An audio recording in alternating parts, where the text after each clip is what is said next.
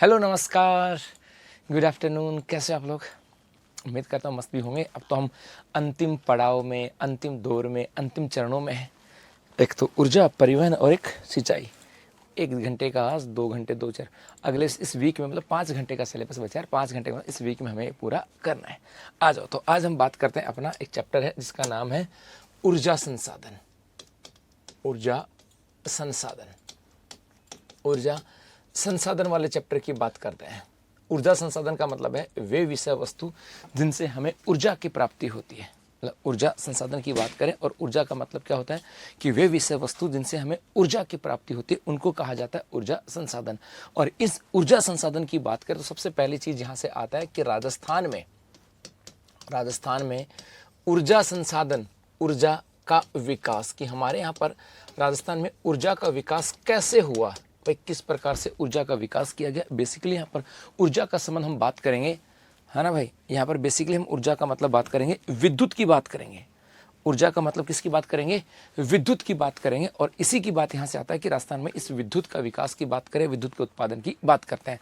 तो भाई इस ऊर्जा का विकास कैसे हुआ, तो सबसे पहले चीज यहाँ से आती है कि हमारे यहाँ पर राजस्थान राज्य विद्युत मंडल की स्थापना हुई। सबसे पहले आ जाता है राजस्थान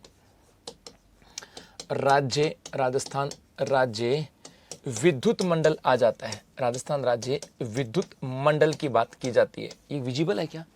नहीं है, मैं एकदम ग्रीन कर देता हूं उसको। बैकग्राउंड सॉलिड है, ये लो, अब ठीक है जी। राजस्थान राज्य विद्युत मंडल, ये ठीक है, ये ठीक है, ये तो नहीं है भैया, ये ठीक है, ये ठीक है, ये ठीक है। राजस्थान राज्य विद्युत मंडल की बात की गई, ठीक है। और ये जो राजस्थान राज्य विद्युत मंडल की बात करें, यहां से आ जाए कि गुरुजी, नहीं यार आज तो ब्लैक करूं क्या? हाँ ये ठीक है। राजस्थान राज्य विद्युत मंडल की स्थापना की गई, ब्लैक है ना।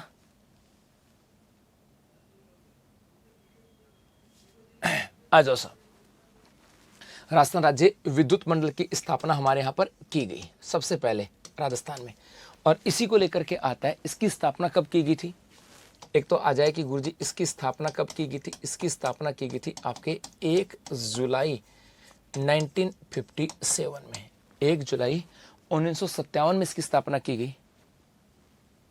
नहीं नीना, नहीं बेटा मोहित, नहीं नहीं नहीं नहीं, है ना जी। ये यहां से आ जाता है।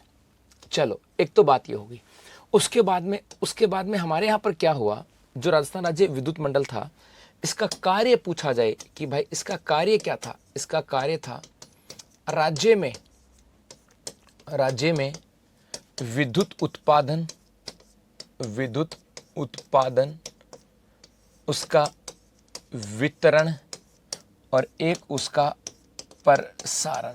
ये था कि राजस्थान के अंदर विद्युत का उत्पादन करना, राजस्थान में विद्युत का वितरण करना और उनका प्रसारण करना। और जब एक ही व्यक्ति के ऊपर इतना सारा काम हो तो ये काम सही तरीके से नहीं हो रहा था। मतलब ये हुआ कि पहले आपने देखा होगा कि हमारे बिजली की एक एजेंसी थी, राजस्थान राज्य विद्युत मंडल। तो गाँव में तार थे, लोग सीधी आंकड़ी डाल लेते थे और फ्री में चल रहा था मामला। तो घाटे में आ गई।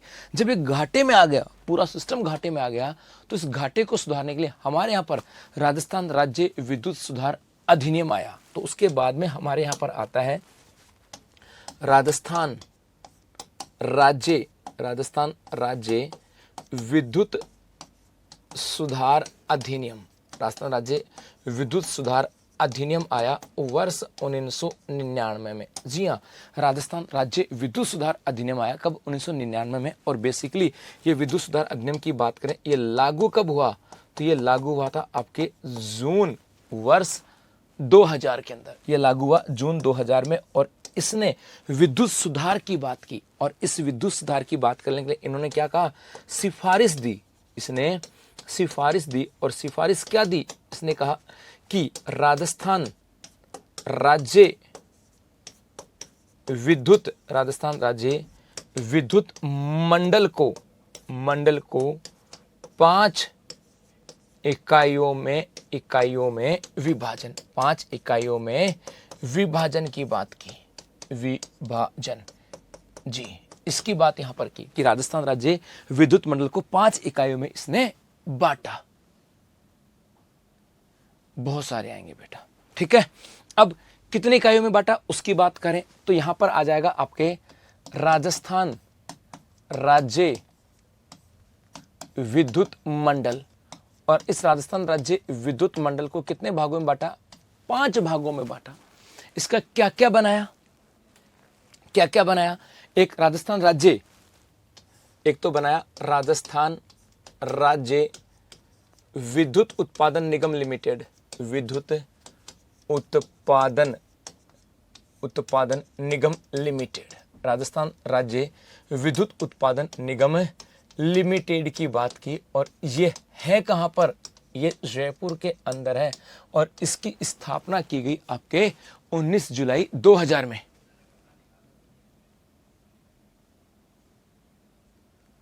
नहीं मेरे बच्चे, ज्योग्राफी पढ़ानी है जी।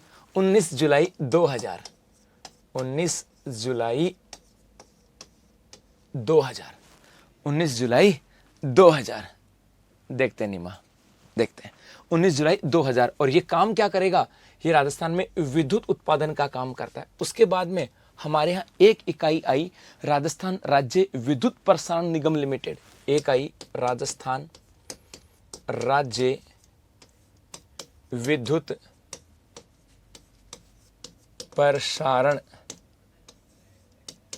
निगम लिमिटेड, राजस्थान राज्य विद्युत प्रसारण निगम लिमिटेड। ये कहाँ है? ये भी अपने जयपुर में है, और इसकी स्थापना भी 19 जुलाई वर्ष 2000 को हुई। एक आ जाएगा जयपुर विद्युत, देखते हैं बेटा, जी जी जी जी विकास रिंकू, देखते हैं बेटा। एक आता है जयपुर विद्युत वितरण निगम, जयपुर विद्युत वितरण निगम लिमिटेड, और इसका मुख्यालय ये हमारे जयपुर में है। और इसकी स्थापना कब हुई? 19 जुलाई वर्ष 2000, 19 जुलाई 2000। एक आ जाएगा अजमेर विद्युत वितरण निगम लिमिटेड, एक हो जाएगा अजमेर विद्युत वितरण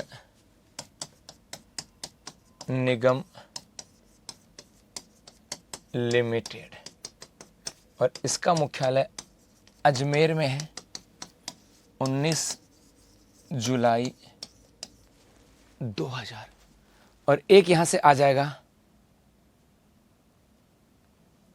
जी नीमा, और एक आ जाएगा आपके जोधपुर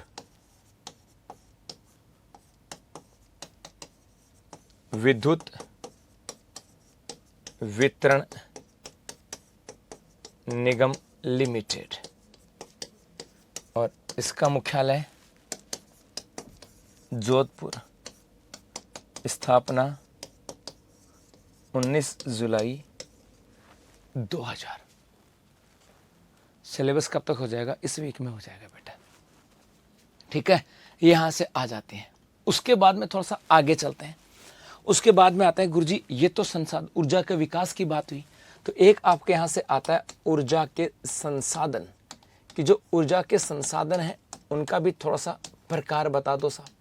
ऊर्जा के संसाधन और उनके प्रकार की बात करें तो बेसिकली ऊर्जा संसाधनों का प्रकार जो है ये डिपेंड करता है उनकी प्रकृति के आधार पर। तो यहाँ पर एक तो प्रकार आता है आपके उपयोग के आधार पर, एक प्रकार तो होता है उपयोग के आधार पर।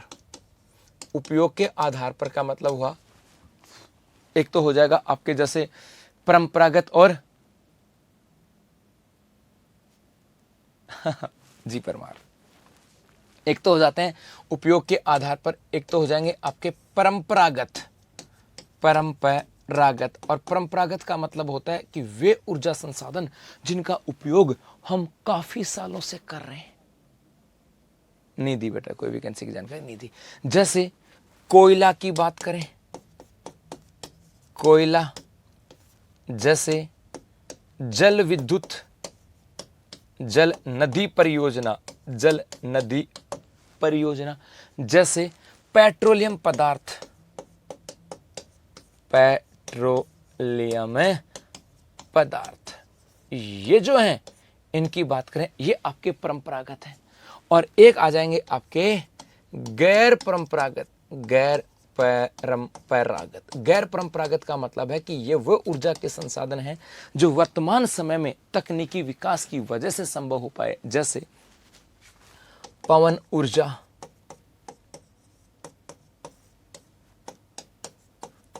सौर ऊर्जा, जैसे ज्वारीय ऊर्जा, हाइड्रो ऊर्जा, hydro energy, hydro energy, hydro energy, biomass, biogas, biofuel, biomass, biogas और बायोफ्यूल, बायोफ्यूल, ये के सब क्या है? गैर परंपरागत। दूसरा जो वर्गीकरण होता है, एक वर्गीकरण होता है संसाधन समाप्ति के आधार पर, संसाधन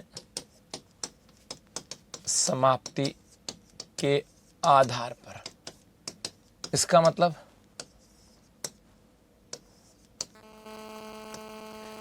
क्या है? इसका मतलब है सर बजट में कितनी भर्तियों की घोषणा हुई है, एक की नहीं हुई। इसका मतलब है कि भाई कुछ संसाधन ऐसे होते हैं जो आपके एक बार में ही उपयोग, सिर्फ एक बार ही उपयोग कर सकते हो, और कुछ संसाधन ऐसे होते हैं जिनका उपयोग बार बार कर सकते हो। जैसे एक तो आ जाएंगे आपके अनवीनीकरण। अनवीनीकरण मतलब ये वो संसाधन है जिनका उपयोग सिर्फ आप एक बार कर सकते हो। जैसे कोयला है तो आप कोयले को एक बार ही यूज कर सकते हो। जैसे आपके आपके पेट्रोलियम पदार्थ हैं, पेट्रोलियम पदार्थ, तो पेट्रोलियम पदार्थ आप गाड़ी में, मोटरसाइकिल में पेट्रोल डालो, एक बार यूज हो जाएंगे, उसके बाद में खत्म जी। उसी प्रकार से एक आ जाता है, जैसे आपके नवीनीकरण की बात करें, एक हो जाएंगे आपके नवीनीकरण। और नवीनीकरण में जैसे पवन ऊर्जा, जैसे सौर ऊर्जा, पवन ऊर्जा, सौर ऊर्जा, जल ऊर्जा की बात करेंगे, जल ऊर्जा, जल विद्युत परियोजना, जल विद्युत ऊर्जा जी, ये आते हैं। कई बार आता है सब छू क्या कल हमारे,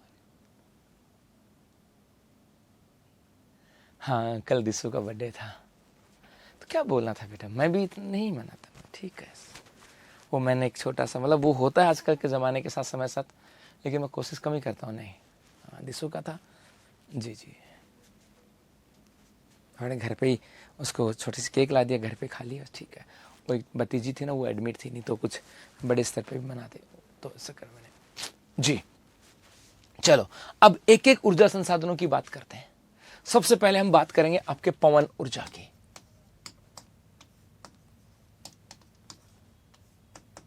सबसे पहले किसकी बात करें? पवन ऊर्जा की बात करते हैं साहब जी। सबसे पहली चीज आ जाती है कि राज्य में सर्वाधिक विकास, कि राजस्थान में इसका सर्वाधिक विकास कहां हुआ है, तो यह हो जाएगा आपके पश्चिमी राजस्थान। राज्य में इसका सर्वाधिक विकास कहां हुआ है? पश्चिमी राजस्थान में।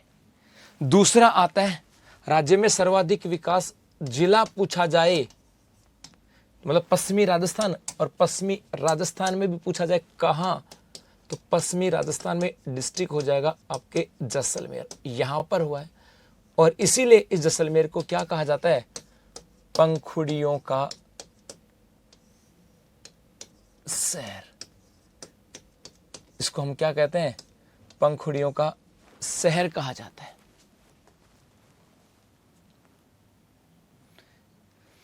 जी, पंखुड़ियों का शहर बालाजी। जी जी बेटा, जी पवार जी, ठीक है।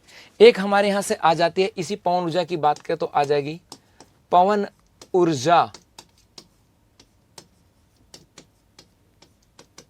नीति। पवन ऊर्जा नीति। और पहली पवन ऊर्जा नीति की बात करें यदि ऐसा आ जाए कि प्रथम कब आई, तो प्रथम आई जुलाई 2012। पहली नीति कब आई थी? जुलाई 2012 में। और नवीनतम यदि ये पूछा जाए कि गुरुजी नवीनतम कब आई, तो नवीनतम दिसंबर 2019 में। नवीनतम कब आई? दिसंबर 2019 में। ठीक है सर। अब यहां से आते हैं गुरुजी, पवन ऊर्जा की बात करें तो हमारे यहां पर इकाई कहां कहां पर है? पहली इकाई राजस्थान के अंदर पवन ऊर्जा की पहली इकाई, और ये कहां पर है? अमर सागर में। अमर सागर जैसलमेर में है। पवन ऊर्जा की पहली इकाई अमर सागर जैसलमेर में थी, राजस्थान की पहली इकाई थी। राजस्थान की दूसरी इकाई की बात करें वो है आपके देवगढ़, देवगढ़ में। और ये देवगढ़ कहां? प्रतापगढ़ में। घनश्याम बता बेटा। जी, देवगढ़ प्रतापगढ़ में, ये पहली और दूसरी। और अन्य की बात करें गुरुजी, अन्य भी इकाइयां हैं क्या? और उसके बाद में एकदम अन्य, जी हाँ, अन्य इकाइयां भी हैं गुरुजी। अन्य इकाइयां कहां कहां पर हैं? जैसे आपके पोहरा में है एक, तो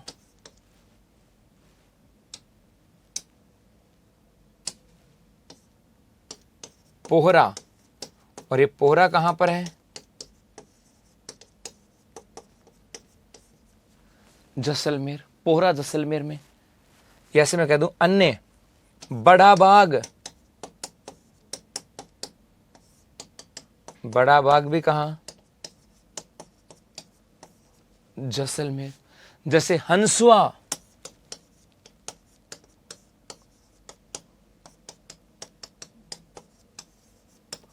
जैसलमेर।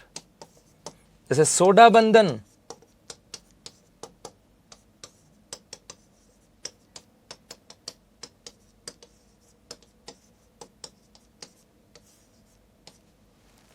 जैसलमेर। जैसे आपके धनोत, गुरुजी हमें भी रिप्लाई दे दिया बेटा। जैसे एक आ जाए आपके अन्य में धनोत,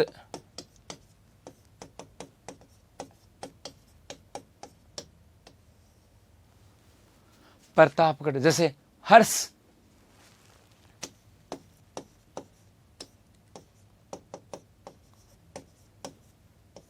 सीकर। जैसे आपके मीठड़ी, फलोदी में, मीठड़ी, मीठड़ी फलोदी। जी गुरुजी, बजट में होमगार्ड की भर्ती निकाली है 5000। हाँ, कहा था कि शहरी क्षेत्र में सुरक्षा व्यवस्था के लिए 5000 होमगार्ड की अतिरिक्त भर्ती की जाएगी।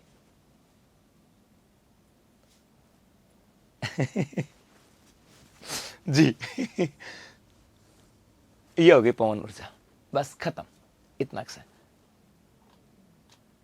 चलो आगे, आ जाओ भाई।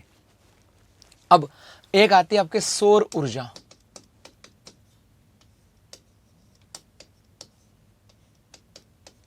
सौर ऊर्जा की बात करते हैं, और सौर ऊर्जा में क्या है?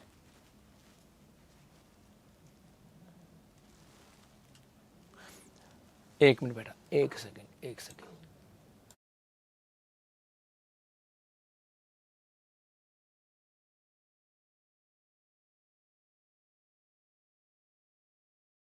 सॉरी बेटा, कोई आ जाओ। सौर ऊर्जा की बात करते हैं। सौर ऊर्जा में क्या क्या कहानी आती है? सबसे पहली चीज एक तो वही आती है कि राज्य में सर्वाधिक विकास। भाई सौर ऊर्जा का राज्य में सर्वाधिक विकास कहां पर है? सर्वाधिक विकास तो मेरे को सबसे अधिक विकास कहां? वही अपने पश्चिमी राजस्थान में है। कहां पर है? पश्चिमी राजस्थान में। दूसरा, अब पश्चिमी राजस्थान में तो एक आ जाएगी हमारे यहाँ पे सौर ऊर्जा के विकास के लिए सौर ऊर्जा नीति। राजस्थान में सौर ऊर्जा नीति। और राजस्थान में सौर ऊर्जा नीति की बात करें, ये आपके अप्रैल जो सबसे पहले बात करूं, प्रथम जो आई थी, ये आई थी आपके अप्रैल 2011 में। और नवीनतम की बात करें तो नवीनतम आपकी आई है दिसंबर 2019 में, उसके बाद कोई भी नहीं आई। जी ये हो गए साहब, यूआरओ की वैकेंसी भी नहीं आई बेटा, कहीं भी नहीं थी। जी जी जी, है ना। एक आ जाएगी, एक आ जाएगा। अपने यहाँ पर बात करें अब सोलर पार्क की बात करें, एक हमारे यहाँ सोलर पार्कों की बात की जाती है, सोलर पार्क। तो यहाँ पर एक तो सोलर पार्क का नाम आ जाएगा, कहाँ पर है, बड़ला सोलर पार्क। एक तो आ जाएगा बड़ला सोलर पार्क। और ये जो बड़ला सोलर पार्क है, ये है कहाँ पर, फलोदी के अंदर है। और ये कितने मेगावाट का है पता है, 2245 मेगावाट का है, 2245 मेगावाट का है। और यदि हम इसके विकास की बात करें तो बेटा इसका विकास 4 चरणों में हुआ, 4 में। पहला जो चरण आया, फर्स्ट चरण, पहले चरण का विकास की बात करें,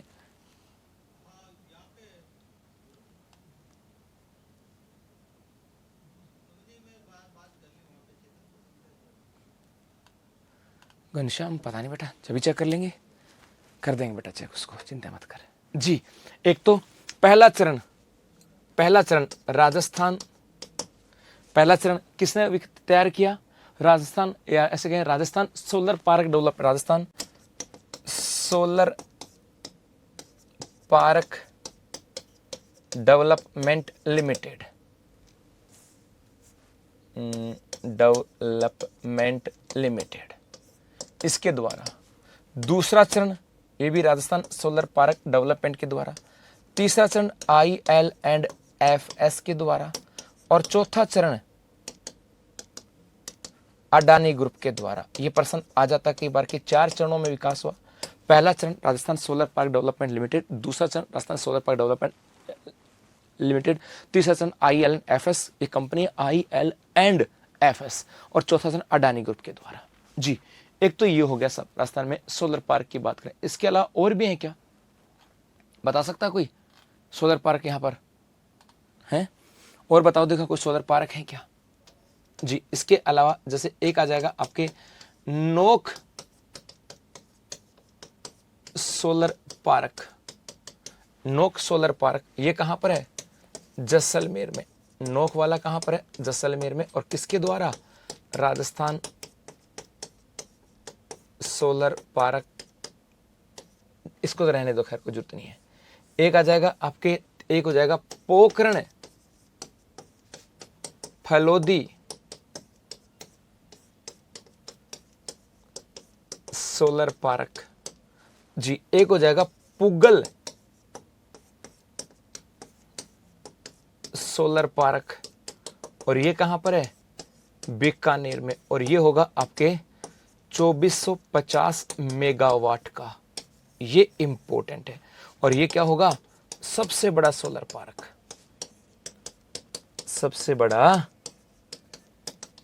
सोलर पार्क। तो ये कुछ सोलर पार्क हैं जो हमारे इंपॉर्टेंट है।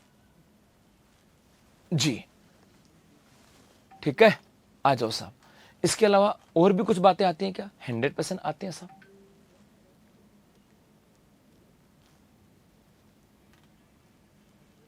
हाँ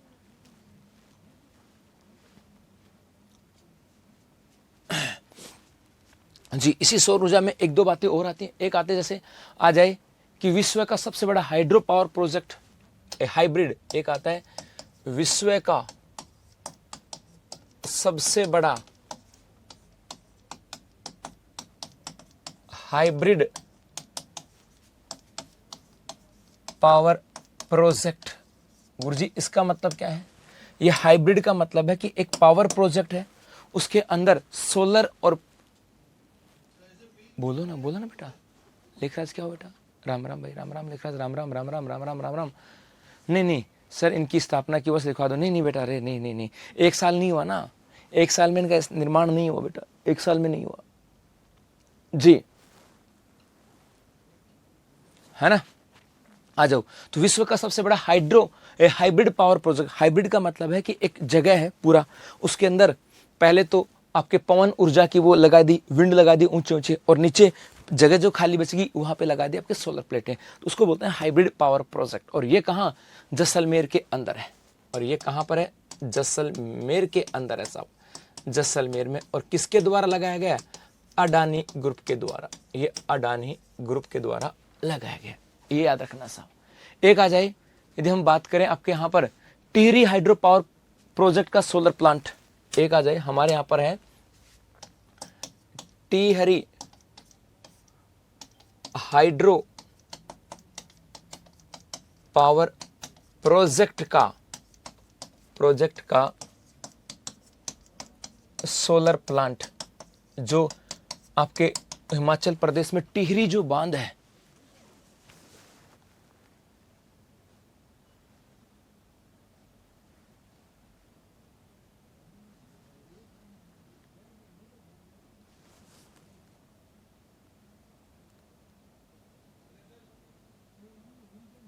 बेटा क्या क्या करना है, क्या हुआ मोहित बता। हाइड्रो पावर जो टिहरी जो बांध है, उस टिहरी बांध का निर्माण किसने किया, टिहरी हाइड्रो पावर प्रोजेक्ट ने।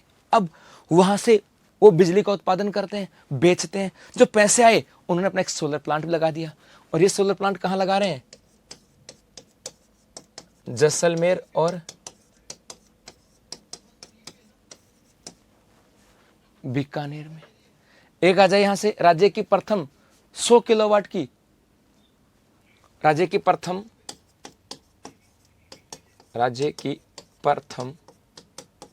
100 किलोवाट की सोलर परियोजना। और ये आई थी बेटा आपके गोरीर गांव में, झुंझुनू, गोरीर झुंझुनू में जी। ये भी थोड़ा सा आपको याद रखना है, बस इतनी चीज में, ज्यादा कुछ नहीं और, है ना। और एक इसमें आता आपका सीज आ जाता है, एक इसमें आता आपके SEEZ, SEEZ, SEEZ, solar energy enterprises zone. वो आ जाता आपके solar energy enterprises zone, solar energy enterprises zone, SEEZ है। मतलब ये वो क्षेत्र है जहां पे सौर ऊर्जा के विकास की संभावना है, और वहां पे आपके इकाइयां लग रही हैं। मोहित बेटा किसका सोल्यूशन बताना है। और इसके अंदर आपके क्षेत्र आता है जैसलमेर, बाड़मेर और जोधपुर, ये। और अब तो इस चीज का सबसे बड़ा हब जो बनता जा रहा है, वो बनता जा रहा है बीकानेर। अब तो हब बनता जा रहा है बीकानेर, पहले 3 ही थे, अब तो इसमें हम बीकानेर क्षेत्र भी शामिल कर सकते हैं, बीकानेर। क्योंकि बीकानेर में अब पूगल में आ गया है। और रिसेंटली आप लोगों ने खेजड़ी के लिए आया था ना, तो खैर अभी ऑफिशियली शामिल तो नहीं किया गया, अभी तो ऑफिशियल तब 3 याद रखना है बस। ये है आपके सौर ऊर्जा की बात करें। बाकी जैसे कोई इकाइयां लगती रहेंगी तो वो लगती रहेंगी, वो करंट के साथ आता रहेगा। चलूं आगे, ओके बेटा, छोटा चैप्टर, बहुत बड़ा चैप्टर नहीं है। एक आ जाता है हमारे यहां पर बायोगैस,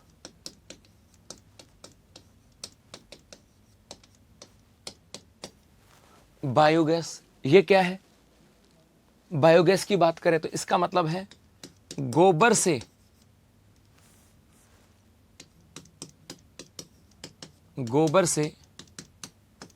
गोबर गैस निर्माण, गोबर से गोबर गैस का निर्माण करना। और इस गोबर गैस से क्या बनाना, विद्युत निर्माण। इस गोबर गैस से क्या करना है,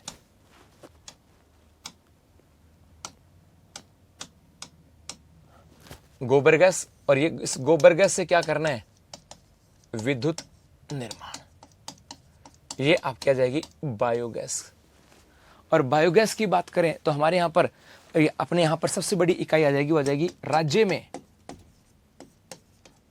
में एनटीपीसी द्वारा, राज्य में एनटीपीसी द्वारा स्थापित इकाई,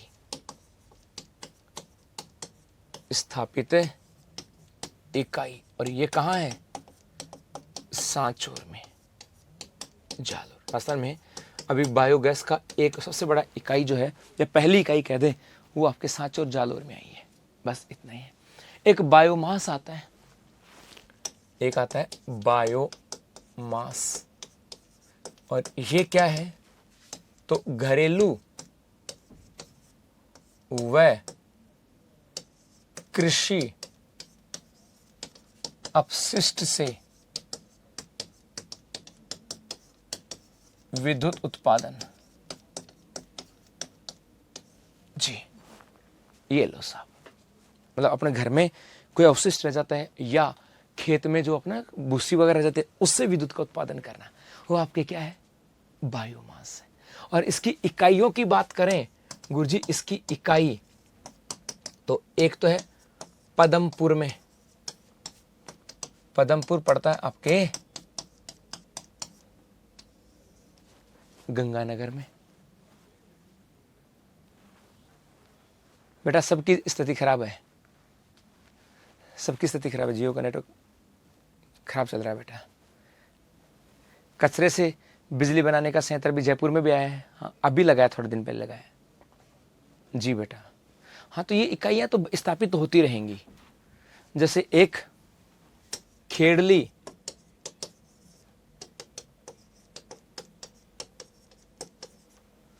अजमेर, जैसे देवली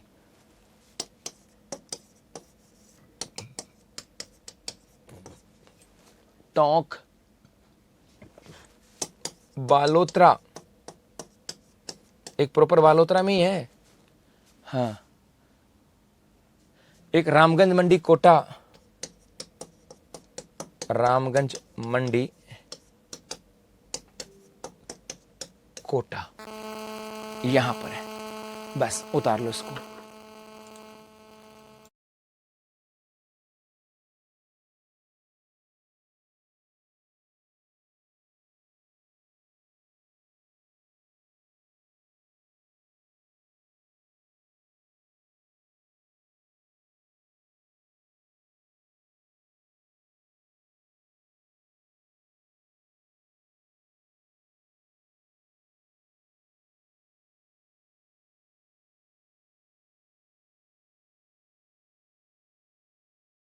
जी आ जाओ। अभी एक बच्चे ने कमेंट्स किया, sir waste to biomass waste to energy नीति 2023, रहने दो।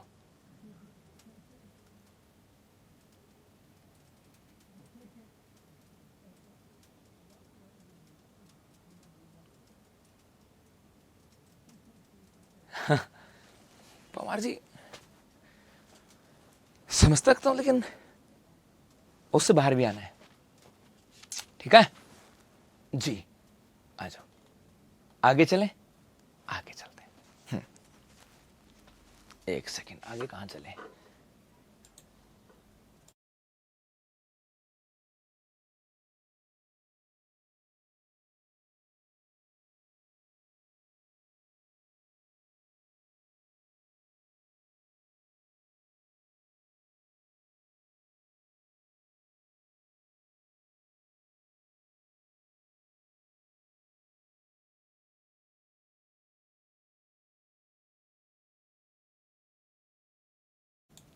हाँ जी, अब नेक्स्ट देखो, एक आ जाती है हमारे यहां पर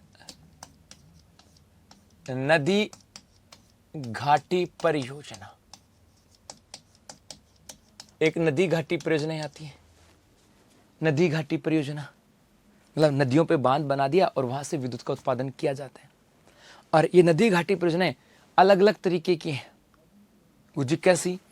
एक तो नदी घाटी परियोजना की बात करें, दो टाइप की हमारे यहाँ। एक तो आती है संयुक्त परियोजना। संयुक्त परियोजना, नदी घाटी परियोजनाओं की बात करें, इसमें एक तो आ जाएंगी आपके संयुक्त परियोजना, कि भाई कौन सी परियोजना है जो आपके संयुक्त है, तो कईयों से मिलकर के है। आता है ना प्रश्न कि नदी घाटी परियोजना किस किस राज्य की संयुक्त परियोजना है। जैसे यहां पर एक तो मैं लिखूं भाखड़ा नांगल परियोजना। ये किस नदी पर है? नदी पूछी जाए तो नदी तो कौन सी जाएगी? सतलज नदी। सतलज नदी के ऊपर है। कौन कौन से राज्यों की संयुक्त परियोजना है? तो ये राजस्थान, हरियाणा, पंजाब और हिमाचल प्रदेश, 4 राज्यों की संयुक्त परियोजना है। राजस्थान, पंजाब, हरियाणा और हिमाचल प्रदेश। और यहां पर इसमें राजस्थान का हिस्सा कितना है? राजस्थान का हिस्सा 15.22%। 15.22%। ठीक है। एक आ जाएगी आपके व्यास परियोजना।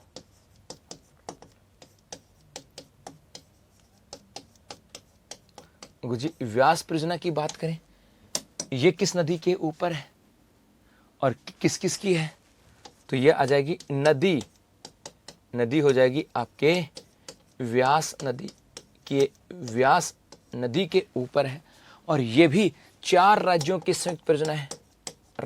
राज्य में राजस्थान, वही हरियाणा, पंजाब और हिमाचल प्रदेश, इन 4 राज्यों की संयुक्त परियोजना है। और इसमें राजस्थान का हिस्सा, यदि मैं राजस्थान के हिस्से की बात करूं तो राजस्थान का हिस्सा यहां पे 2 बांध हैं। और 2 बांध, अभी ये नाम याद आ जाएंगे। मैं अभी नाम बांध इसलिए नहीं लिख रहा हूं क्योंकि नदी घाटी परियोजना पढ़ाऊंगा तब आएंगे। ये 2 बांध है, पोंग बांध और देहर बांध। तो यहां पर 2 बांध है, उनमें से 59% हिस्सा और 20% हिस्सा पोंग बांध और देहर बांध है। एक बार हल्के में लेना, इसको बहुत ज्यादा खतरनाक समझ, बहुत ज्यादा मायने मत ले लेना जी। जैसे एक आपके आ जाएगी चंबल परियोजना।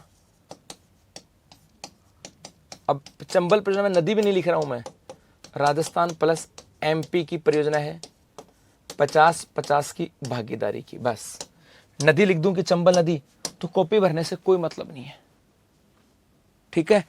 माही परियोजना,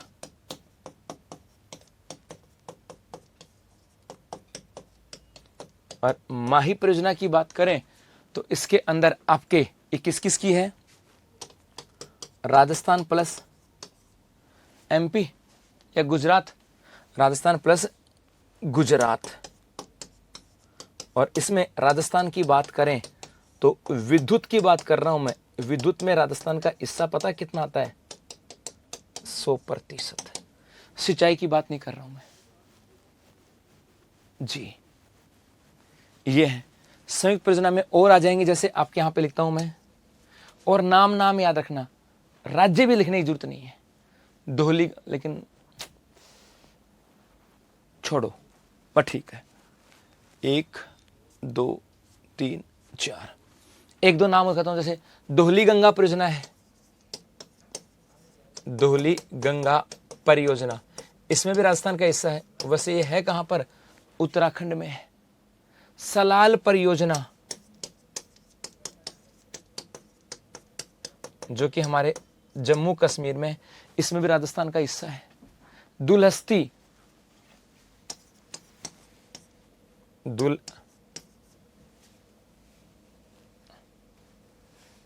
हस्ती परियोजना जम्मू कश्मीर में है और इसमें भी राजस्थान का हिस्सा आता है। उरी परियोजना जम्मू कश्मीर, इसमें भी राजस्थान का हिस्सा है। जेएंडके की बात करते हैं। चमोरा, हाँ, नाथरा झांकरी, चमोरा हिमाचल प्रदेश, चमोरा हिमाचल प्रदेश। जैसे एक बच्चे ने कमेंट्स करके लिखा, गुरुजी नाथरा झांकरी, नाथरा या नाथपा झांकरी, नाथरा झांकरी। और नाथा झांकरी कहां पर है? हिमाचल प्रदेश में। और इसमें राजस्थान का हिस्सा भी आता है। जैसे टिहरी परियोजना की बात करें, टिहरी उत्तराखंड। तो ये परियोजनाएं हैं, संयुक्त परियोजनाएं, जिनमें राजस्थान का हिस्सा थोड़ा थोड़ा है। जब मैं बेसिकली वैसे ये कह सकता हूं तो एक तो संयुक्त परियोजना, दूसरा मैं कह दूं ए बी, मैं इसको ऐसे लिख देता हूं, केंद्र सरकार की परियोजना।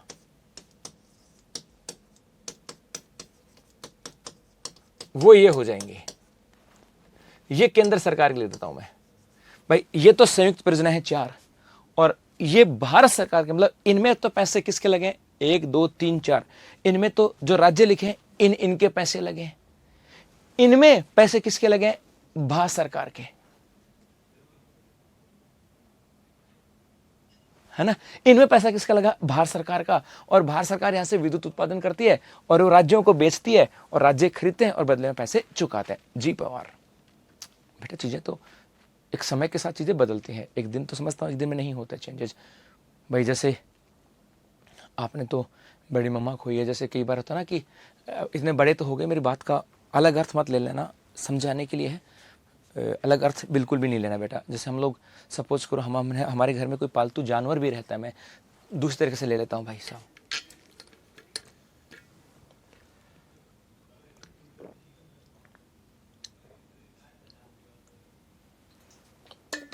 हाँ, इनमें से जितना विद्युत का उत्पादन होगा उसका इतना हिस्सा आएगा। जैसे हमारे घर में कोई पालतू जानवर भी होता है ना, और यदि वो खोता है तो दिल बहुत रोता है। जैसे कॉलेज में पढ़ते हैं, साथ दोस्त पढ़ते हैं, दोस्ती कई बार प्यार में बदल जाती है। एक समय के साथ जब दूर होते हैं तो बेचैनी तो होती है। तो बस एग्जैक्ट वही चीज़ है बेटा। जब कोई चीज़ हमसे दूर होती है ना तो बेचैनी आती है, चाहे हम कितनी बार बोलें कि नहीं, लेकिन फिर भी फील होता है। मैं समझ सकता हूँ इन बातों को। खैर मैंने मतलब देखी है बहुत सारी चीज़ें, तो एक साथ तो नहीं होता। मैं कितनी भी कोशिश कर लूँ कि नहीं, सपोज करो भाई मैं कोई मेरे बहुत क्लोज था और वो मेरे से दूर हो गया, मैं कहूँ नहीं कोई बात नहीं, क्या फर्क पड़ता, नहीं कहना अलग चीज़ है, उसको निकालना बहुत टेढ़ा काम है। तो समय के साथ चीज़ें होती हैं, उसके लिए फिर हमें दूसरी प्रोसेस से गुजर, मतलब हम अपने आप को बिजी रखते हैं, बस इतना याद रखना जी। और एक आता है सी, राज्य की परियोजना। कुछ राज्य की परियोजना भी है, मतलब जो राजस्थान सरकार की परियोजनाएं हैं, जैसे जाखम और अनास। जाखम परियोजना, इसमें पूरा पैसा किसका लगा है? राजस्थान सरकार का। अनास परियोजना, इसमें पूरा पैसा किसका लगा है? राजस्थान सरकार का। जाखम नदी पे बांध बताया था ना, वो जाखम बांध विद्युत उत्पादन होता है, पूरा पैसा राजस्थान सरकार का और पूरी बिजली राजस्थान की। अनास बांध, अनास नदी पे अनास बांध है, पूरा पैसा राजस्थान सरकार का और विद्युत भी किसकी? राजस्थान की। ये ठीक है, चलो आ जाओ। अब आता है तापीय परियोजनाओं की। कोयला तापीय परियोजना नेक्स्ट आ जाएगी आपके। कोयला तापीय परियोजना, कोयला तापीय परियोजना मतलब कोयला आधारित विद्युत उत्पादन जी। जैसे एक तो आ जाएगा इसके अंदर Kota super thermal power plant. Kota super thermal power plant ये कहां पर है? कोटा में है। और इसकी बात करें तो ये क्या हो जाएगा? राजस्थान की प्रथम थर्मल इकाई ये हो जाएगी आपके राज्य की प्रथम थर्मल प्लांट। राज्य का इकाई एक ही बात है, थर्मल इकाई जी। एक सूरतगढ़ थर्मल पावर प्लांट, ऐसे लिख दूं मैं, सूरतगढ़ क्रिटिकल या सुपर क्रिटिकल लिख दो, कोई फर्क नहीं पड़ता उससे। Super critical Suratgarh super critical thermal power plant. Suratgarh super critical power plant की बात करें जी जी जी जी। और ये कहां पर है?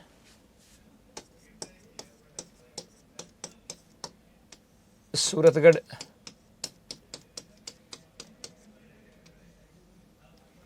गंगानगर में जी। और इसकी बात करें, इसको कहते क्या है? इसको कहते हैं आधुनिक राजस्थान का तीर्थ स्थल, आधुनिक राजस्थान का तीर्थ स्थल कहा जाता है। और एक है राजस्थान का प्रथम सुपर थर्मल पावर प्लांट। एक हो जाएगा ये आपके राज्य का प्रथम सुपर थर्मल पावर प्लांट। जी, एक आ जाएगा छबड़ा क्रिटिकल पावर प्लांट।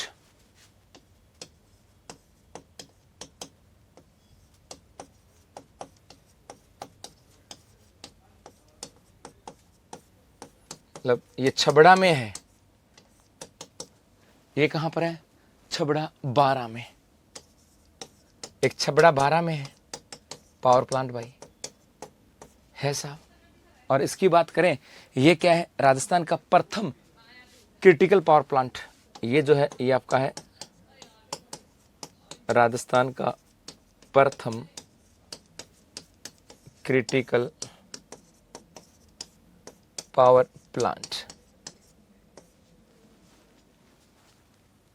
जी, एक है Banswara super critical power project. Banswara super critical power plant.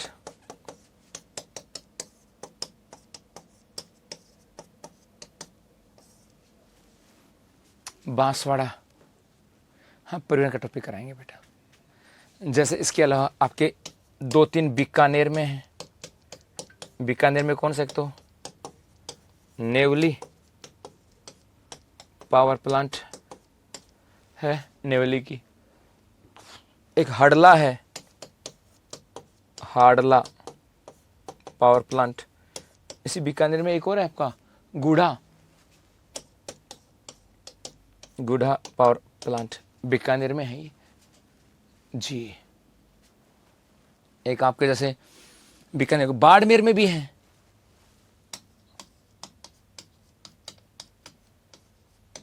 Barmer में भी है। बाड़मेर में कौन कौन सा?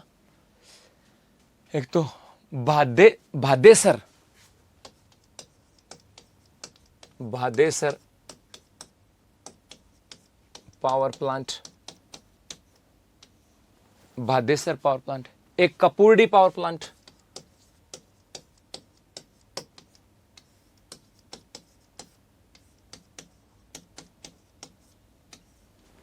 Kapurdi power plant. और एक गिरल,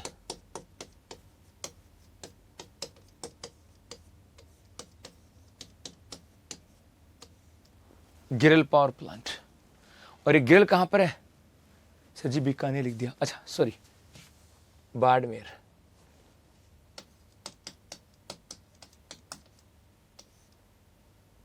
जी, और एक गिरल वाले की बात करें तो ये कहां पर है? थोमली गांव में है, थोमली गांव में। जी, और एक इसी गिरल वाले की बात करें, ये क्या है? राज्य की प्रथम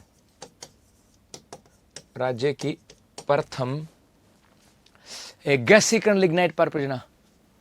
गैसीकरण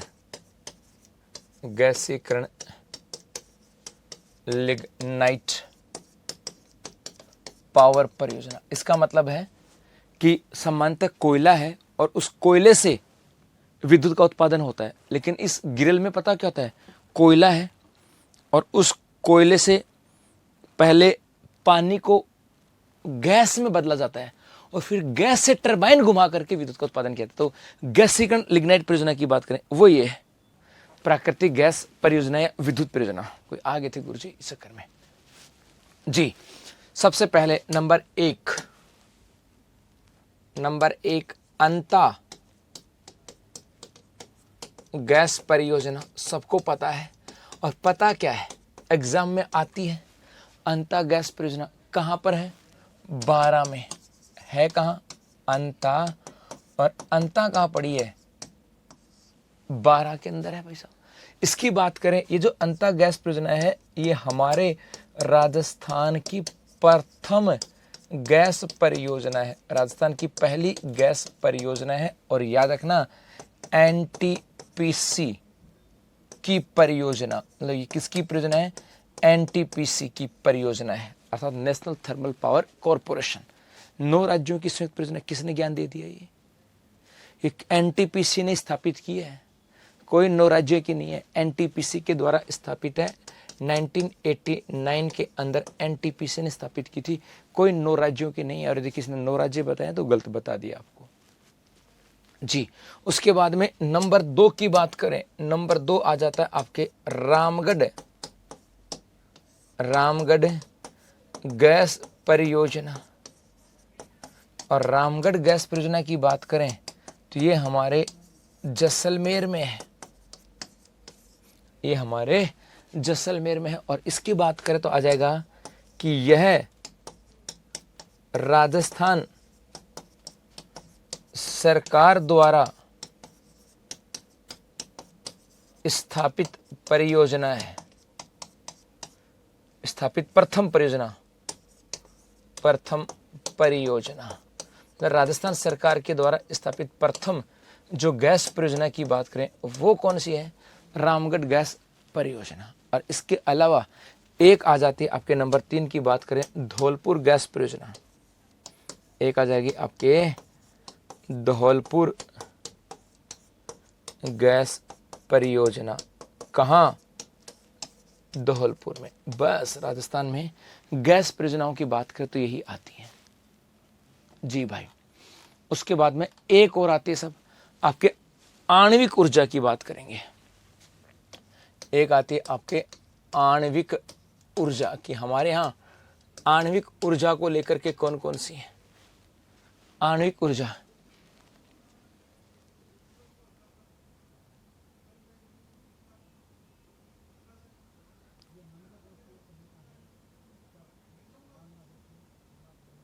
हो जाएगी बेटा। स्वामी जी मुझे डिटेल भेजो बेटा। सर परिवहन टॉपिक नहीं आता है। परिवहन टॉपिक नहीं है क्या? नहीं है तो रहने देंगे, आता तो है जी। आणविक ऊर्जा की बात करें और आणविक ऊर्जा का नाम आए तो नंबर 1 आ जाएगा राजस्थान परमाणु विद्युत ग्रह परियोजना। राजस्थान परमाणु विद्युत ग्रह ऐसे कह देता हूं, राजस्थान परमाणु विद्युत घर, राजस्थान परमाणु विद्युत घर कह देता हूं साहब, राजस्थान परमाणु विद्युत घर। और ये कहां पर है? रावत भाटा में। और रावत भाटा की बात करें तो ये आपके है चित्तौड़ में। इसकी बात करें,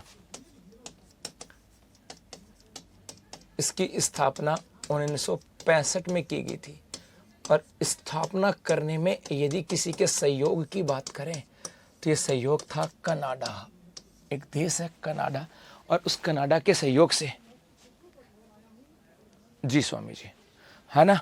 इसकी स्थापना तो 1965 में हो गई, लेकिन मेरे गुलगुलो यहाँ से विद्युत उत्पादन की यदि बात करूं तो विद्युत उत्पादन प्रारंभ जो हुआ था ये हुआ था 1973 में। 65 में स्थापना हुई, लेकिन बिजली उत्पादन चालू हुआ था 1973 के अंदर। और एक आ जाए, इसके ऊपर नियंत्रण किसका है, मतलब किसके अधीन आती है? ये राजस्थान सरकार की है क्या? नहीं, परमाणु की कोई भी इकाई ऐसी नहीं जो राजस्थान सरकार की, सब के सब केंद्र सरकार के हैं। और केंद्र सरकार के तो भारतीय नाभिकीय ऊर्जा निगम के अधीन आते हैं। ये किसके अधीन आते हैं? भारतीय नाभिकीय ऊर्जा निगम, भारतीय नाभिकीय ऊर्जा निगम जो आता है उस निगम के अधीन है, उसके अधीन है साहब। और एक याद रखना, यह राज्य की प्रथम व देश की दूसरी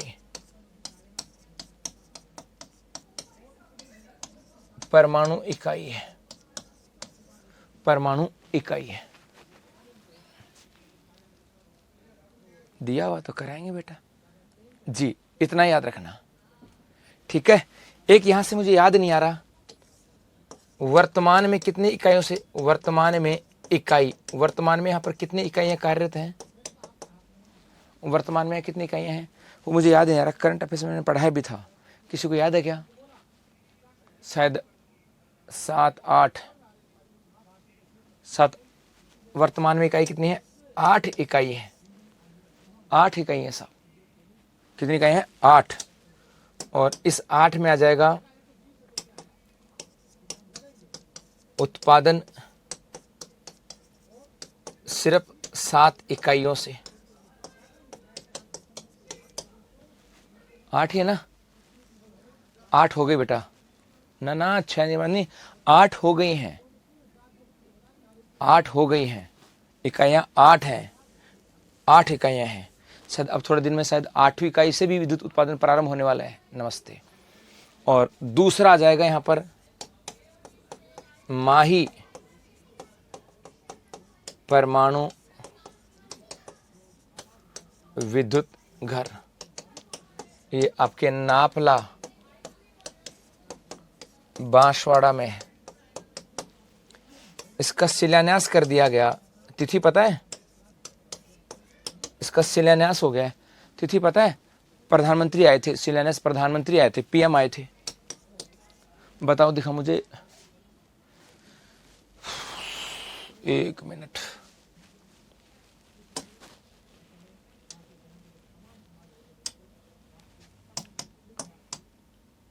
राजस्थान परमाणु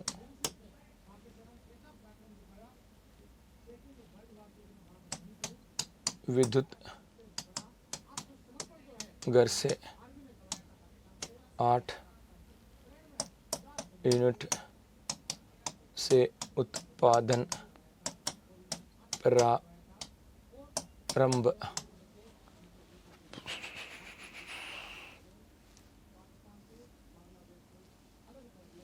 सातवीं इकाई, हाँ 8वीं इकाई है, निर्माण चल रहा है, 7 से उत्पादन हो रहा है। जी जी, सही लिखा है, ये तो सही लिखवाया है, इसमें तो ठीक है।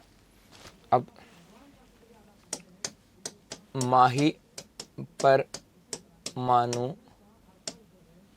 विद्युत घर 25 सितंबर 2025। ओके बस जी, शिलान्यास 25 सितंबर 2025 को। और यहाँ पर आपके 4 यूनिट हैं 700 मेगावाट के, अर्थात टोटल 2800 मेगावाट है। या 8 है, 7 से उत्पादन प्रारंभ हो चुका है, बस खत्म। 25 सितंबर, तिथि याद नहीं हो जी, देख ले बेटा, अपन क्या जाता है भाई देखने में तो। जी ये हो गया। और एक चीज़ और आती है यहाँ पर अब जी, एक चीज़ और आती है, और वो आते इसमें कि हमारे यहाँ पर अक्षय ऊर्जा के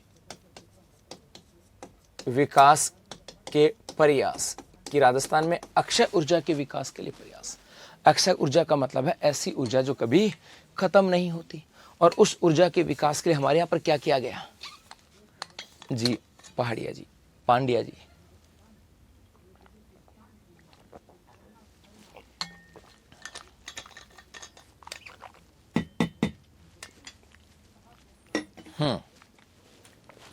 तो हमारे यहाँ पे सबसे पहले रेडा की स्थापना की गई। रेडा, राजस्थान एनर्जी डेवलपमेंट अथॉरिटी। रेडा की फुल फॉर्म है राजस्थान एनर्जी डेवलपमेंट अथॉरिटी। और रेडा की स्थापना की गई थी 1985 में। 85 में हमारे रेडा आ गया। उसके बाद में हमारे एक RSPCL आया, राजस्थान स्टेट पावर एल है कॉरपोरेशन लिमिटेड, ये आया साहब। और RSPSCL की स्थापना हुई थी बेटा आपके वर्ष 1995 में, और बाद में इन दोनों को मिलाकर के क्या बना दिया, इन दोनों को मिलाकर के बना दिया राजस्थान अक्षय ऊर्जा निगम, और इसकी स्थापना 9 अगस्त 2002 को, है ना। और एक इस अक्षय ऊर्जा के विकास के प्रयास की बात करें तो अक्षय ऊर्जा का सेंटर ऑफ एक्सीलेंस, और अक्षय ऊर्जा का सेंटर ऑफ एक्सीलेंस कहां पर है, IIT जोधपुर में। खत्म, टाटा बाय बाय। ये आपके ऊर्जा का चैप्टर भी खत्म भाई। अब आगे चलते हैं बेटा।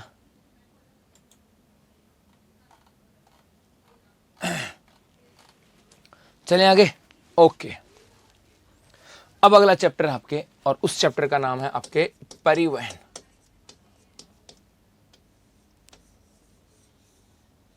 अब चैप्टर है आपके परिवहन, छोटा सा चैप्टर है साहब जी, कुछ नहीं आता। सबसे पहली चीज यहां से आता है कि भाई राजस्थान में परिवहन के प्रकार, कि राजस्थान की बात करें तो राजस्थान में कितने प्रकार का परिवहन होता है। आपके मन में ये भी होगा कि गुरुजी परिवहन होता क्या है। तो बेसिकली बेटा किसी वस्तु को एक स्थान से दूसरे स्थान पर, मतलब वस्तु या सेवा को, किसी वस्तु या सेवा को, व्यक्ति वस्तु को, मोहित नहीं बेटा, नहीं नहीं नहीं नहीं, नहीं।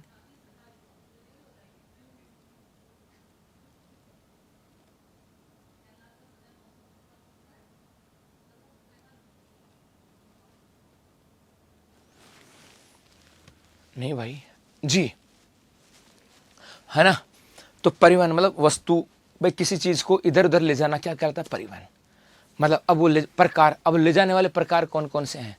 तो हमारे एक तो है यहां पर स्थल परिवहन, परिवहन, एक है जल परिवहन, स्थल जल या वायु, एक होता है आपके वायु परिवहन, ये है। चार नहीं, 3 प्रकार का, स्थल वायु और जल।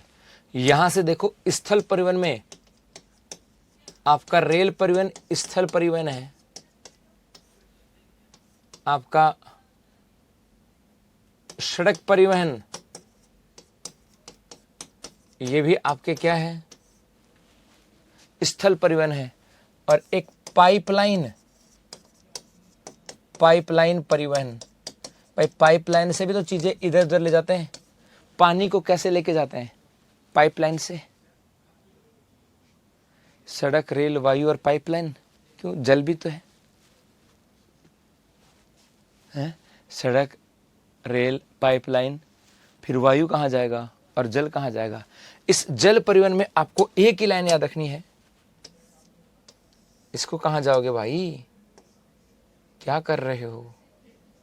एक तो आ जाएगा, याद आ रहा है, national water highway 1948 police constable. कौन कौन है जो मेरी कक्षा पढ़ता है शाम को 5 बजे, कौन कौन है सही बताना ईमानदारी से,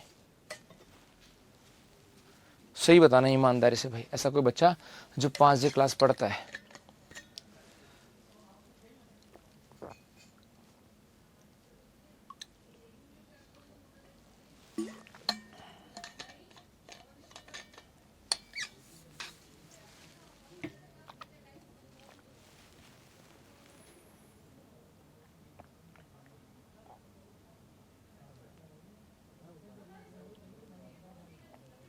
हैं? बताओ दिखा भाई, बता दोगे तो समझ में आ जाएगी मुझे कि हाँ, क्योंकि यदि रेगुलर पढ़ते हो ना कहीं ना कहीं। हाँ, एक आगे भाई प्रतिज्ञा सिंह आगे। तो प्रतिज्ञा सिंह याद आ रहा बेटा, मैंने आपको बताया था कि हमारे जालोर में एक इनलैंड कितनी बार पूछ लिया गुरुजी क्या? याद है मैंने बताया था जालोर में एक इनलैंड बंदरगाह का निर्माण होगा और उसके लिए नेशनल वाटर हाईवे NH-48 निकाला जाएगा। अब किस किस को याद है ये लाइन किस किस को याद है? मैंने ये भी पढ़ाया था।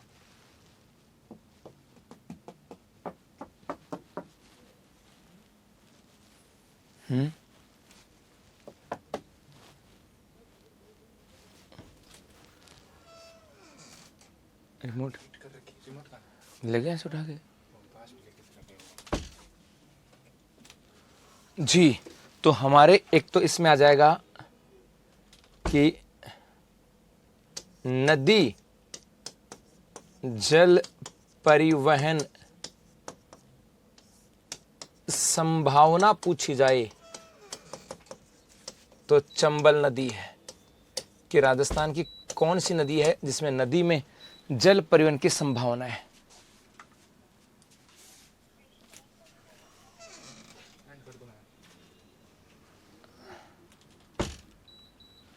ना। और एक यहीं पर आ जाएगा राज्य में नेशनल वाटर हाईवे NH-48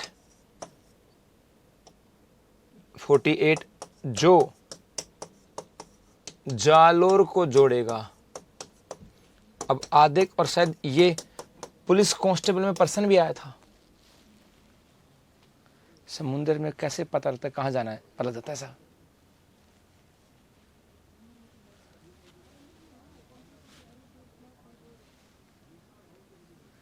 हाँ यही तो गड़बड़ है। देखो ये था आपके राजस्थान में नेशनल वाटर हाईवे 48 जालोर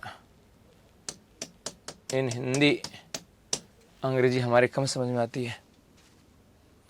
ये रहा राजस्थान के जालोर जिलों में केंद्र सरकार के द्वारा 10,000 करोड़ जी 10,000 करोड़ का मैंने पढ़ाया था अरब सागर वाला कि राजस्थान में एक राजस्थान इनलैंड वाटरवे। और बता देता हूँ, ये देखो राजस्थान इनलैंड की आगे नाम इनलैंड बना रहा है, यहाँ जालोर में प्रस्तावित ये रहा अरब सागर से जुड़ेगा राजस्थान इनलैंड पोर्ट, राष्ट्रीय जलमार्ग 48 घोषित होने की दिशा में बड़ा कदम है जी, है ना। तो ये दो याद रखना है। फिर अब एक और डिटेल की पढ़ेंगे। यहां पे हमने इसका विभाजन कर दिया। चलो आ जाओ भाई। अब सबसे पहले सबसे छोटे की बात करते हैं। सबसे पहले आ जाएगा आपके वायु परिवहन। वायु परिवहन का मतलब क्या हुआ? हाँ वही प्लेनों की बात की जा रही है सब। और इस वायु परिवहन की बात करें तो सबसे पहली चीज तो आती है कि राजस्थान में शुरुआत कि गुरुजी इसकी राजस्थान में शुरुआत कब और किसके द्वारा की गई? तो राजस्थान में जालोर में कहां पर है? सांचौर में बेटा। ये अरब सागर से सांचौर तक आएगा एक बंदरगाह, एक नहर के रूप में। अरब सागर से एक नहर निकाली जाएगी, सांचौर तक आएगी और उस नहर में फिर नावें चलाई जाएंगी जी। तो ये शुरुआत की गई आपके जोधपुर में शुरुआत की गई 1929 में। और किसके द्वारा? महाराजा उमेद सिंह के द्वारा। किसने की? महाराजा उमेद सिंह। महाराजा उमेद सिंह ने इसकी शुरुआत की थी। इन्होंने क्या बनाया था? एक फ्लाइंग क्लब ये बनाया था एक जी। आ जाओ। अब हमारे यहां पर आ जाते हैं गुरुजी। अब वायु परिवहन की बात होगी तो सबसे पहले तो मैं लिखता हूं आपके सैन्य हवाई अड्डे कि राजस्थान में सैन्य हवाई अड्डे जो है ना वो कहाँ कहाँ पर है। जी बेटा, एक छोटा सा राजस्थान का चित्र बना दूं?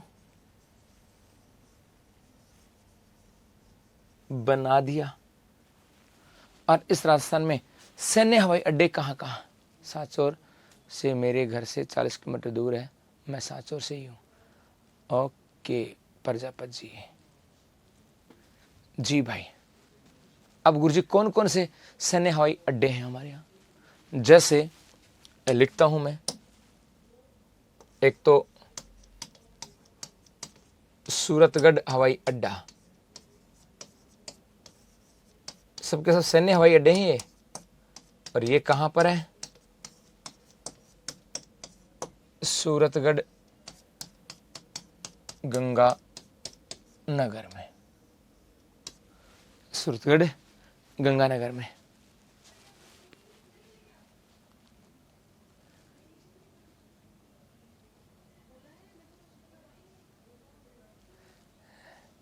नीना बताता हूं बेटा, कुछ तो बताएंगे आपको। जी, एक यहां पर है आपका बीकानेर हवाई अड्डा। और ये कहां पड़ता है पता है? नाल बीकानेर में। और इसीलिए हम लोग इसको और क्या पढ़ते हैं? नाल हवाई अड्डा भी पढ़ते हैं। इसीलिए हम इसको नाल हवाई अड्डा भी पढ़ते हैं। ये बीकानेर हवाई अड्डा है नाल बीकानेर में। और इसके साथ याद रखना, यदि हम इस बीकानेर नाल हवाई अड्डे की बात करें तो एक तो ये एशिया का सबसे बेस्ट, बस एशिया का सबसे अच्छा भूमिगत हवाई अड्डा है। एशिया का बेस्ट भूमिगत हवाई अड्डा। जी, एशिया का बेस्ट भूमिगत हवाई अड्डा है। ठीक है। और एक आ जाएगा सितंबर 2025 में मिग 21 को विदाई। मिग 21 को यहाँ पे सितंबर 2025 में विदाई भी दी थी। जी ठीक है भाई। गुरुजी और भी हैं क्या? है ना। एक आ जाएगा आपके जैसलमेर हवाई अड्डा। जैसलमेर हवाई अड्डा कहाँ?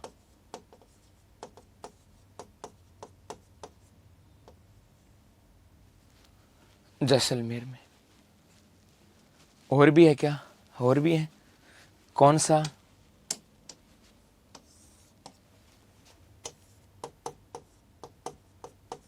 बाड़मेर हवाई अड्डा। और ये कहाँ है? उत्तरलाई बाड़मेर में। ये कहाँ पर है? उत्तरलाई बाड़मेर में। उत्तरलाई बाड़मेर में। और भी है क्या? हाँ,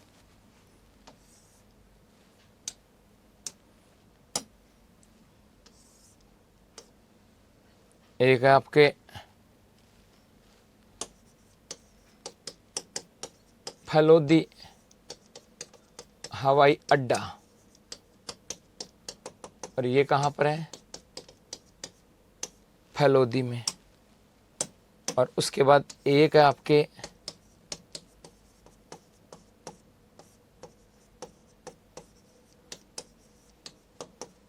जोधपुर हवाई अड्डा। रातानाडा जोधपुर। बस खत्म। सैन्य हवाई अड्डे हमारे यही है। सैन्य हवाई अड्डे हमारे यही है। आ जाओ गुरुजी। और तो एक नागरिक हवाई अड्डे हैं।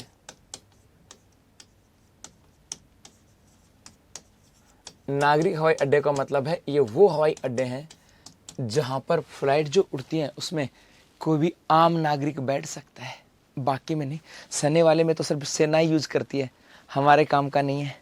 हम घुस जाएंगे, ठोक ठाक देंगे, पकड़ के जेल में उड़ देंगे कि तेरी की कहाँ से आ गया है। अब नागरिक हवाई अड्डों की बात करें, हाँ गर्मी का मौसम आ गया, नींद आने लग जाए तक आपका सिलेबस जल्दी 2 दिन में ख़त्म कराना पड़ेगा, फिर दोपहर में सोना पड़ेगा, नींद आती है। गुरुजी हैं? हाँ है भाई। गुरुजी कौन कौन से हैं? देखो तो एक छोटा सा प्यारा सा सुंदर सा राजस्थान का मैप बना दिया। छोटा सा प्यारा सा सुंदर सा हमने एक राजस्थान का मैप बना लिया। अब इस मैप में कहां पर नागरिक हवाई अड्डे आते हैं? सबसे पहले नंबर 1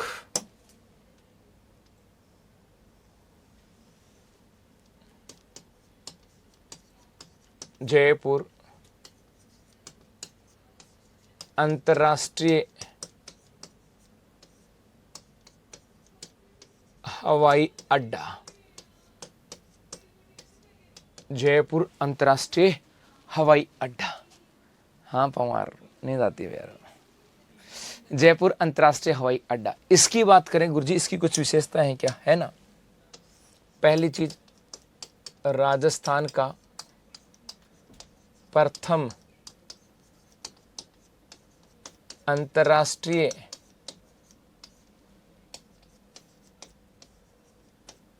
हवाई अड्डा है। राजस्थान का प्रथम अंतर्राष्ट्रीय हवाई अड्डे की बात करूं तो वो कौन सा है? जयपुर वाला। गुरुजी ये इसकी बात करें कहां पर है स्थान, तो ये आपके है सांगानेर, जयपुर में है। और इसीलिए पता है आम आदमी तो उसको क्या कहते हैं? सांगानेर हवाई अड्डा कहते हैं। सांगानेर में है लेकिन सांगानेर हवाई अड्डा नहीं है, जयपुर हवाई अड्डा है जी। 1 अगस्त 2020 में 50 वर्ष हेतु अडानी ग्रुप को दिया गया। 2020 में 50 साल के इसको किसको दे दिया? अडानी ग्रुप को दे दिया जी। इसका मतलब है कि इसका मतलब यह होगा इसका संचालन कौन करता है? अडानी ग्रुप। अडानी ग्रुप। वैसे नागरिक हवाई अड्डे आए और यदि ये पूछे कि भाई नागरिक हवाई अड्डों का संचालन कौन करता है, तो याद रखना इनका संचालन एयरपोर्ट अथॉरिटी ऑफ इंडिया।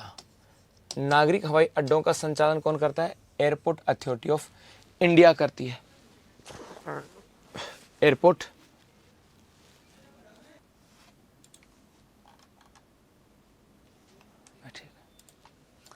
जी। तो और यदि ये पूछे कि भाई जयपुर हवाई अड्डे का संचालन कौन करता है, तो अडानी ग्रुप। प्रश्न आए हुए हैं ये, ठीक है।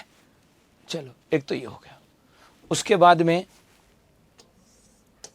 एक आ जाएगा आपके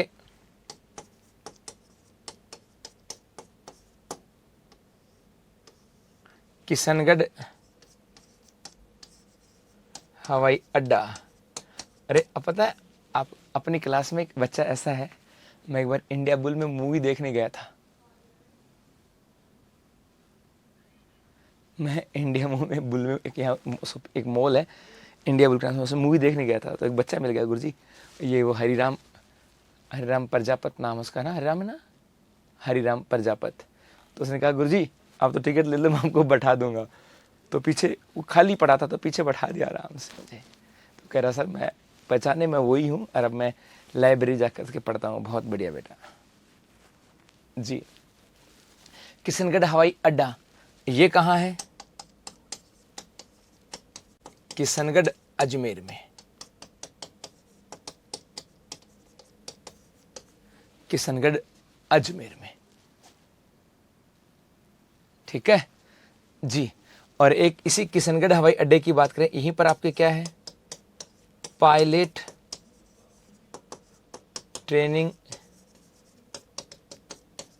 इंस्टीट्यूट, यहीं पर पायलट ट्रेनिंग इंस्टीट्यूट भी है। बाकी जगह घोषणा कर दी, बनी कुछ नहीं है। आ जाओ, उसके बाद बेटा एक आ जाएगा आपके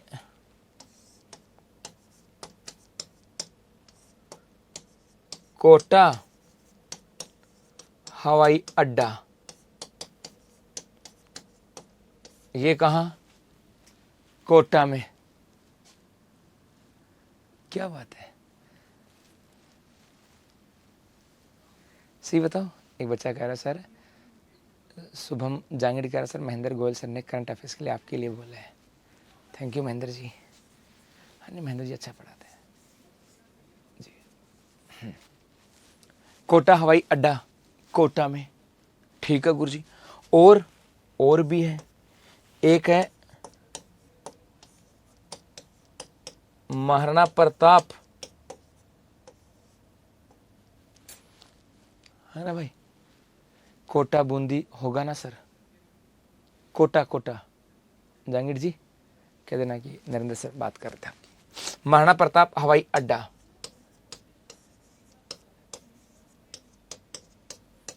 और महाराणा प्रताप हवाई अड्डे की बात करें, ये कहाँ पर है, डबोक उदयपुर में है, इसलिए इसको डबोक हवाई अड्डा भी बोल देते हैं।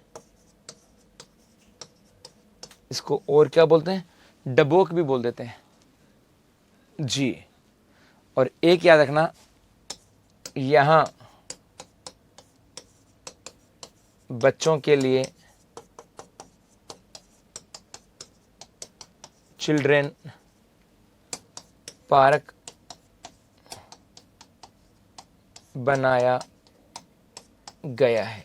कहने का मतलब यह है कि भाई जब आप यहां जाओगे, हाँ जो नया बन रहा है वो है, ये अभी नया बन रहा है, वो तो ग्रीनफील्ड एयरपोर्ट बन रहा है, अभी बना नहीं, मैं तो जो अभी है उसकी बात कर रहा हूँ। एक ये कि उदयपुर अड्डे पे जाओ, हवाई अड्डे पे जाओ, प्लेन लेट हो जाए तो बच्चे क्या करेंगे, खेलने के लिए, ठीक है, हो गया। उसके बाद में एक आता है आपके यहाँ पर, एक हो जाएगा बीकानेर हवाई अड्डा, नाल बीकानेर हवाई अड्डे की कहानी बताऊं, एक ही हवाई अड्डा है, वो जगह एक ही है, एक तरफ हवाई पट्टी है, उसके ऊपर फाइटर प्लेन उड़ते हैं और एक पर नॉर्मल उड़ते हैं, जगह एक ही है जी। ये आपके वायु परिवहन की कहानी है, वो खत्म। थोड़ी सी बची, एक थोड़ी सी, देखो थोड़ी सी कब है, एक आ जाते हैं आपके हवाई पट्टियां, एक आती है हवाई पट्टियां। गुरुजी ये क्या है, हवाई पट्टियों की बात करें तो जहां पे छोटे विमान उतर सकें, छोटे छोटे, वो उसको हवाई पट्टी बोलते हैं। हमारे यहाँ पे इन हवाई पट्टी में दो टाइप की हवाई पट्टी हैं, एक तो नागरिक और एक सैन्य, मतलब वो हवाई पट्टी जिसके ऊपर कोई नागरिक विमान उतर सके। जैसे आता ना, मुख्यमंत्री आया किसी जिले में तो वहां उतर गया, वो छोटे चार्टर प्लेन, जिसके ऊपर चार्टर प्लेन बोलते हैं, वो है। और नागरिक हवाई पट्टियां भी दो टाइप की हैं, एक सरकारी और एक निजी। सरकारी और निजी।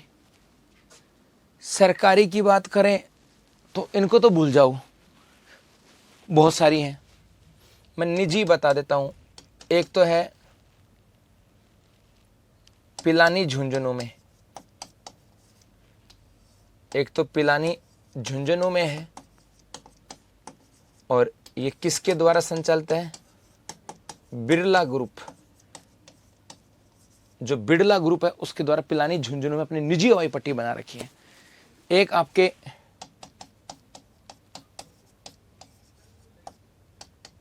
निवाई टोंक में है, वनस्थली विद्यापीठ एक,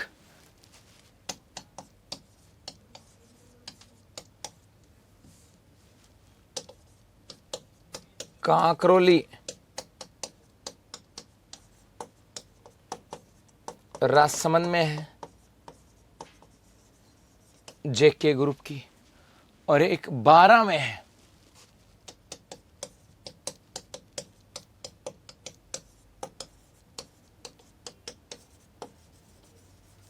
अडानी ग्रुप की।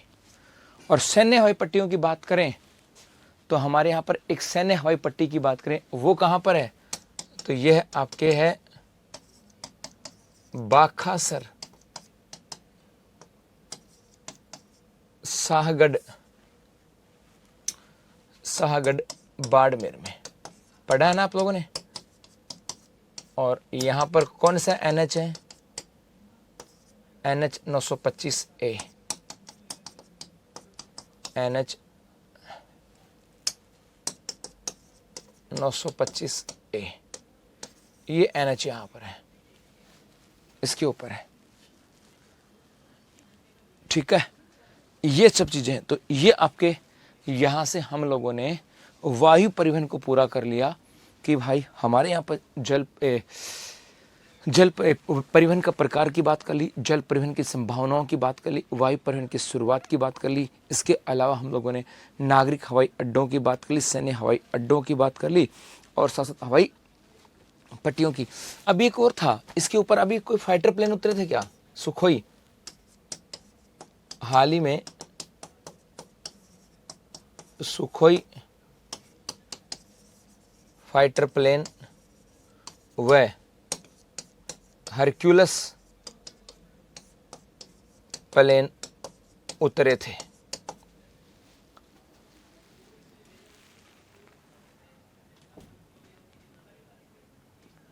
जी, मतलब मुझे याद आ, सुखोई था, कौन सा था, सुखोई था, शायद सुखोई था, NH 925A, एयर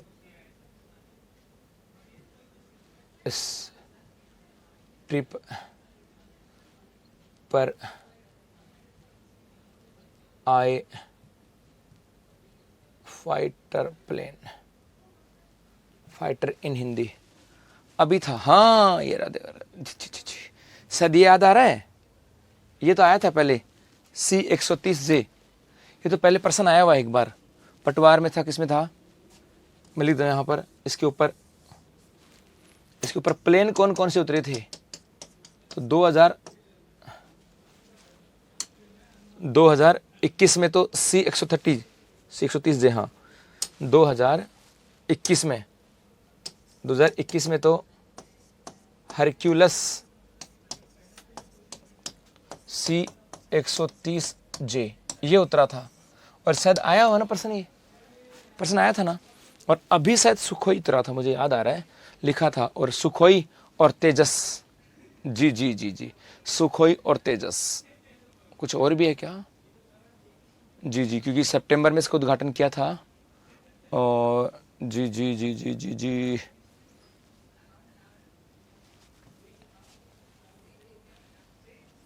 4 साल पहले का नहीं है, 11 नंबर, इसको देखता हूँ, जी न्यूज वाला क्या कहता है। जी न्यूज वाला ने कहा था, हाँ जगुआर और सुखोई 30 ने, जी जगुआर और सुखोई 30 ने, और एक आ जाएगा अभी, और एक आ जाएगा 2025 में जगुआर प्लस सुखोई 30, ये आए थे यहां पर, ये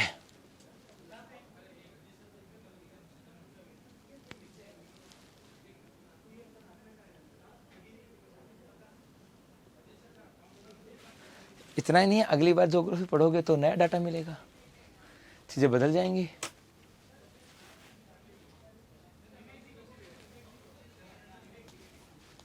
जी, ये है, बस इतना ही करेंगे, फिर अब उसमें छेड़ देंगे, फिर मज़ा नहीं आएगा। मैं ऑफलाइन कहाँ पढ़ाता हूँ बेटा, और जब ऑफलाइन पढ़ाता हूँ तो इतनी ही डिटेल से क्या, कोई बच्चा और भी अगल बगल की और भी बातें पूछा तो बता देता हूँ। हाँ भाई, जैसे इतना तो पढ़ाता ही पढ़ाता हूँ, इसके अलावा यदि किसी बच्चे ने कुछ और भी पूछ लिया तो वो भी बता देता हूँ, और ही बता देता हूँ। ये है, पढ़ाने में कभी मेरी कंजूसी नहीं रहती है, क्या पूछ ले।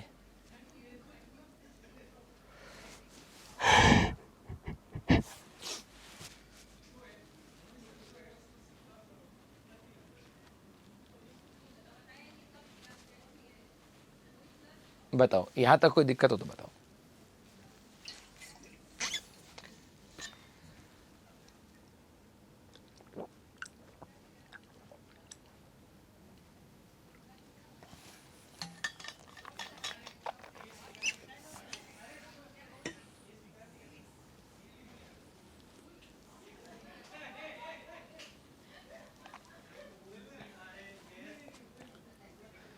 पहले पढ़ाता था 3 साल पहले, हाँ, हमारी फैमिली से सब पढ़े हुए।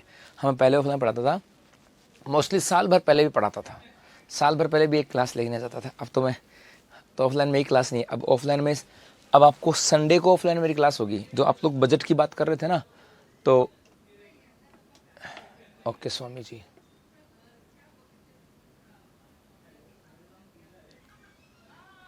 हम बोल लेते हैं बेटा। सर, रस्तिता रामगढ़ लंबा है, कौन सा मतलब?